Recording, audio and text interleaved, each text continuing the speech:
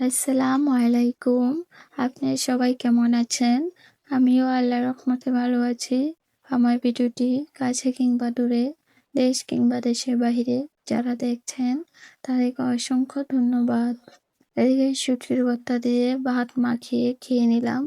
শুটকির ভর্তাটা এত মজার ছিল কি বলবো। এদিকে দেখেন শিফাম আমার প্লেট থেকে আলু নিয়ে নিয়ে খাচ্ছে। ওয়াও! ক্যামেরাতে এসে বলতেছে এই যে দেখেন আমি আলু খাচ্ছি আমার আম্মুর প্লেট থেকে। যাই হোক খুবই ভালো লাগে এরকম করলে শিফাটা। আমার ভিডিওটি যদি ইউটিউব চ্যানেল থেকে দেখে থাকেন প্লিজ সাবস্ক্রাইব করে পাশে থাকবেন। আর পুরাতন আপু ভাইয়াদেরকে অসংখ্য ধন্যবাদ। তো এই শুটকির ভর্তাটা অনেক মজা হয়েছিল কিন্তু লবণে হয় নাই, তার জন্য আমি লবণ দিয়ে মাখিয়ে খাচ্ছি। তো এদিকে ঢেঁড়স, আলু, শিং মাছ দিয়ে রান্না করেছি, বেশি ঝোল করি নাই, মাখা মাখা করেছি। এভাবে মাখা মাখা খেতে খুবই মজা লাগে। ঝাল কম দিয়ে করেছি যেন শিফা মা আয়রা খেতে পারে, তার কারণে একটু ঝালটা কমই করি। তাছাড়া আমার শাশুড়ি মাও ঝাল খেতে পারে না, শ্বশুর শাশুড়ি কেউই ঝাল খেতে পারে না, তার কারণে তরকারিতে ঝাল কম দেওয়া হয়।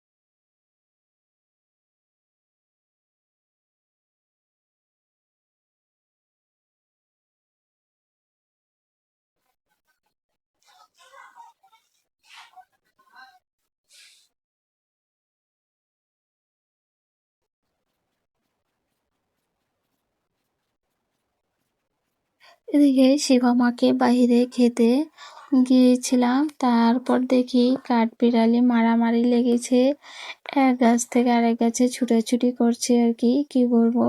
তো শিবামাকে বলতেছিলাম দেখো আম্মু ওই যে দেখো কি করতেছে, কাঠবিড়াল গুলা দৌড়াদৌড়ি করছে, মারামারি। তো এক গাছেতে সেই নারকেল গাছ থেকে এই গাছে এসেছে, এক গাছে পর এক গাছে কিভাবে লাফিয়ে উঠছে বুঝতেও পারছি না। যাই হোক ওকে দেখে খাওয়া দাওয়া করে ঘুমাইয়ে ঘুম থেকে উঠে এসে আমার চাচা শ্বশুরের বাড়িতে যাওয়ার পথে একটা আম পেয়েছি, পাকা আম। জানি না এটা ভালো হবে কিনা।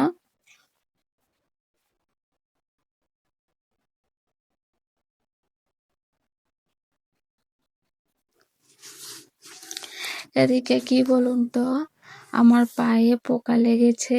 পোকাটা আমি ভেবেছিলাম ময়লা, তারপর বুঝতে পারলাম কিছুক্ষণ পরে ব্যথা ব্যথা করছে। তো ভাবলাম যে ব্যথা করছে কেন, ময়লাটা ফালাইয়া দেখি, কিন্তু এই ময়লা কোনো রকম পায়েতে ছুটছে না। পরে ভাবলাম যে পোকা, একটু একটু চিনচিন করে ব্যথা হচ্ছে, কোনো রকম ছুটে দৌড়বো। এত ভয় পেয়েছি কি বলবো, রক্ত বের হয়ে গিয়েছে। আজকের ব্লগ ভিডিওটি আপনাদের কাছে কেমন লেগেছে সবাই কমেন্টের মাধ্যমে জানাবেন। আজকের ভিডিও পর্যন্তই। আল্লাহ হাফেজ।